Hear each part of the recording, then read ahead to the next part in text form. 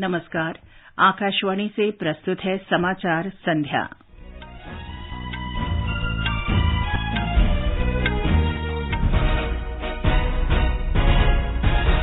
प्रधानमंत्री नरेंद्र मोदी मोरबी पुल दुर्घटना से प्रभावित लोगों के परिजनों से मिले, घटनास्थल पर राहत और बचाव कार्यों की समीक्षा की। प्रधानमंत्री ने राजस्थान के बांसवाड़ा में स्वतंत्रता संग्राम के गुमनाम जनजातीय नायकों और बलिदानियों को श्रद्धांजलि दी। राष्ट्रपति द्रौपदी मुर्मू ने जल संकट से निपटने के लिए सामूहिक वैश्विक प्रयासों का आह्वान किया। शंघाई सहयोग संगठन सदस्य देशों ने अंतर्राष्ट्रीय कानून और बहुलवाद पर आधारित बहुध्रुवीय वैश्विक व्यवस्था अपनाने पर बल दिया।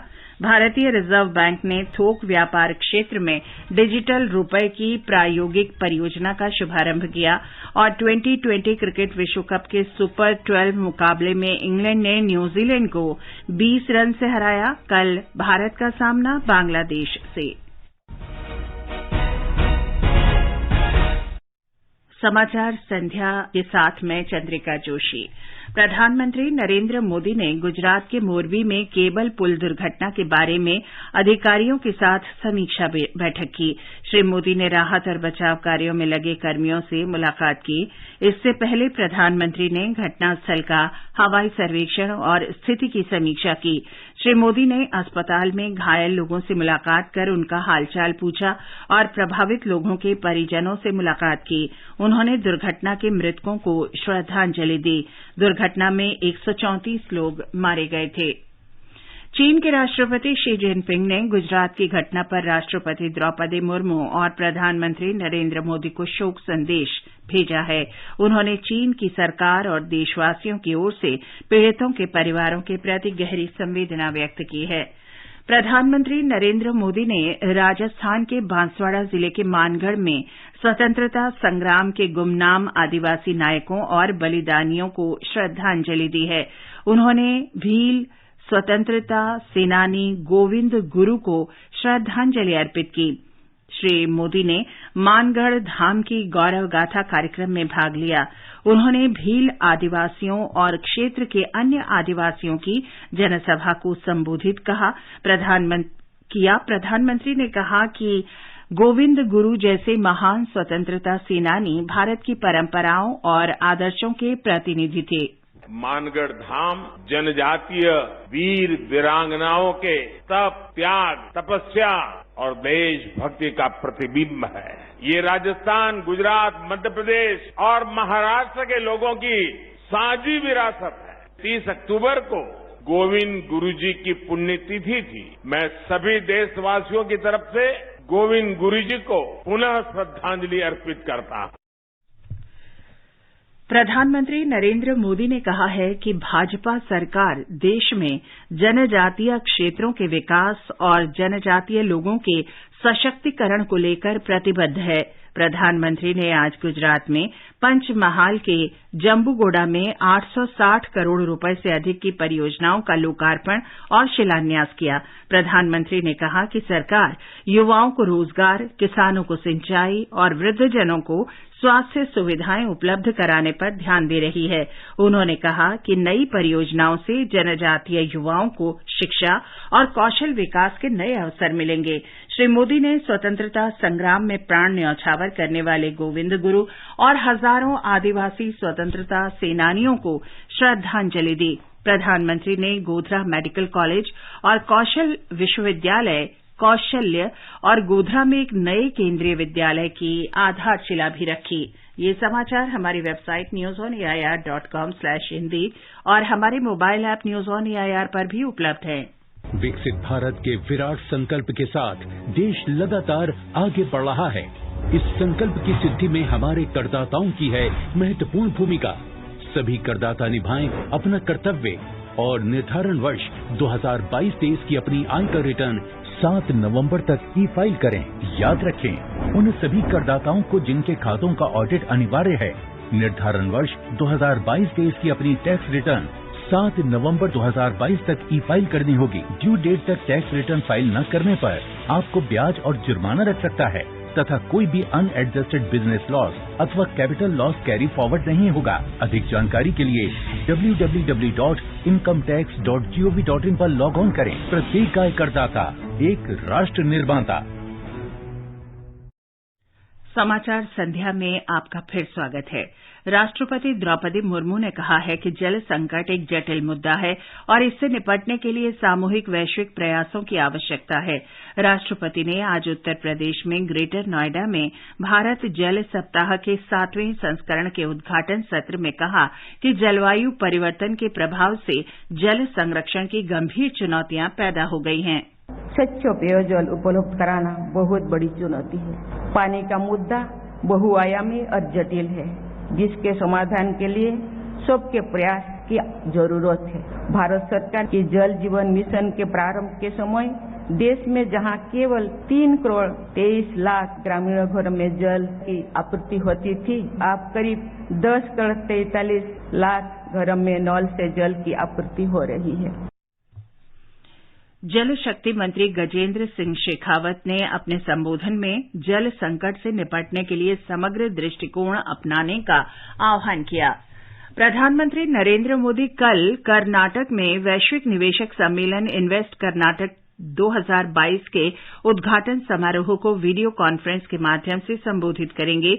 ये सम्मेलन भावी निवेशकों को आकर्षित करने और अगले दशक के लिए विकास एजेंडा निर्धारित करने के उद्देश्य से आयोजित किया जा रहा है।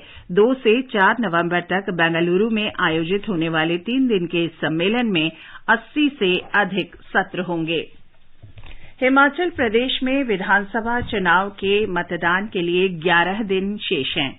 समूचे राज्य में चुनाव प्रचार तेज हो गया है। भारतीय जनता पार्टी और कांग्रेस के अलावा अन्य दलों के प्रमुख प्रचारक चुनाव रैलियां कर रहे हैं। वरिष्ठ भाजपा नेता और केंद्रीय मंत्री अमित शाह चुनाव जनसभाओं में भाग लेने के लिए राज्य के 2 दिन के दौरे पर हैं। श्री अमित शाह ने आज चंबा जिले में भटियात और मंडी जिले में करसोंग विधानसभा क्षेत्र तथा शिमला के भट्टाकुफर क्षेत्र में जनसभाओं को संबोधित किया। श्री अमित शाह ने कहा कि हिमाचल प्रदेश प्रधानमंत्री नरेंद्र मोदी के नेतृत्व में विकास के पथ पर आगे बढ़ा है। उन्होंने कहा कि कांग्रेस पार्टी क्षेत्रवाद की राजनीति करती है, जबकि भारतीय जनता पार्टी ने हिमाचल प्रदेश का एक समान विकास किया है। उन्होंने कहा कि हिमाचल को देवभूमि के साथ साथ वीर भूमि के रूप में जाना जाता है। सूचना और प्रसारण मंत्री अनुराग सिंह ठाकुर ने कांगड़ा जिले के देहरा में कहा कि भाजपा ने भय और भ्रष्टाचार मुक्त शासन के अपने वायदे को पूरा किया है और मोदी सरकार के कार्यकाल में शासन में पारदर्शिता आई है। कांग्रेस कार्य समिति उपाध्यक्ष मेजर जनरल धर्मवीर सिंह राणा ने आरोप लगाया कि केंद्र सरकार की अग्निपथ योजना देश की सुरक्षा के साथ खिलवाड़ है। हिमाचल प्रदेश विधानसभा चुनावों में 157 मतदाता बूथों पर सिर्फ महिला अधिकारी और कर्मचारी ही तैनात रहेंगे।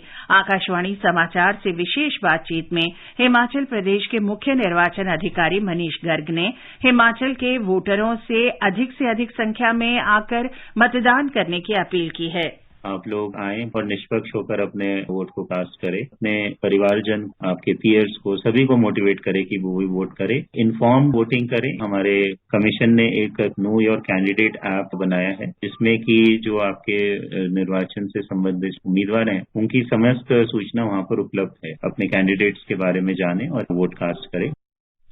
भारतीय जनता पार्टी ने आम आदमी पार्टी सरकार पर दिल्ली में वायु प्रदूषण कम करने के लिए कोई ठोस कदम न उठाने का आरोप लगाया है। आज नई दिल्ली में पार्टी प्रवक्ता गौरव भाटिया ने कहा कि अरविंद केजरीवाल सरकार प्रदूषण के बारे में बढ़ चढ़कर बात कर रही है, लेकिन स्थिति में कोई बदलाव नहीं आया है। ये जो मामले पिछले साल तक 7,648 थे, ये बढ़कर 10,214 हो गए। करीब 33% की वृद्धि आई है। ऐसे मामलों में जहां पराली जलाई जा रही है, पंजाब में जहां आपकी सरकार है, पिछले साल तो आप ये कहते थे कि आपके नियंत्रण में नहीं है, इसलिए नहीं हो पा रही सही। आज अरविंद केजरीवाल आपके निठल्ले होने का ही कहर है। ये समाचार आकाशवाणी से प्रसारित किए जा रहे हैं। अपने बिजनेस को बढ़ाने के लिए लीजिए आकाशवाणी का सहयोग और दीजिए उसे बुलंदियों के पंख। आपका बिजनेस लोकल है या राष्ट्रीय, आकाशवाणी देती है उपभोक्ताओं तक पहुंचने का हर विकल्प। और अब तो आप घर, दफ्तर या दुकान पर बैठे बैठे कर सकते हैं आकाशवाणी के किसी भी केंद्र के लिए विज्ञापनों की बुकिंग। आकाशवाणी के विभिन्न चैनलों पर विज्ञापन देना सुलभ और सस्ता। बुकिंग है तो संपर्क करें 8700014242 पर। 8700014242। ये आकाशवाणी है। प्रधानमंत्री नरेंद्र मोदी कल स्वस्थाने परियोजना के अंतर्गत दिल्ली के कालकाजी में आर्थिक रूप से कमजोर वर्ग के लिए नवनिर्मित 3024 फ्लैटों का उद्घाटन करेंगे। श्री मोदी दिल्ली के विज्ञान भवन में आयोजित भूमिहीन शिविर में पात्र लाभार्थियों को चाबियां भी सौंपेंगे।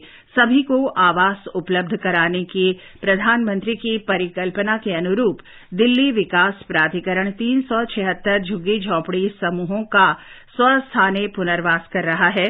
पुनर्वास परियोजना का उद्देश्य झुग्गी झोंपड़ी निवासियों को उचित सुविधाओं के साथ बेहतर और स्वस्थ रहने का वातावरण प्रदान करना है। दिल्ली विकास प्राधिकरण ने कालकाजी विस्तार, जलोरवाला बाग और कठपुतली कॉलोनी में 3 ऐसी परियोजनाएं शुरू की हैं। परियोजना का पहला चरण पूरा हो चुका है और 3024 फ्लैट तैयार हैं। इनका निर्माण लगभग 345 करोड़ रुपए की लागत से किया गया है और ये सभी नागरिक सुविधाओं से युक्त हैं। शंघाई सहयोग संगठन के सदस्य देशों ने अंतर्राष्ट्रीय कानून और बहुलवाद के सार्वभौमिक रूप से मान्यता प्राप्त सिद्धांतों के आधार पर अधिक प्रतिनिधित्व वाली लोकतांत्रिक, न्यायसंगत और बहुध्रुवीय विश्व व्यवस्था के गठन के लिए अपनी प्रतिबद्धता व्यक्त की है। एक रिपोर्ट।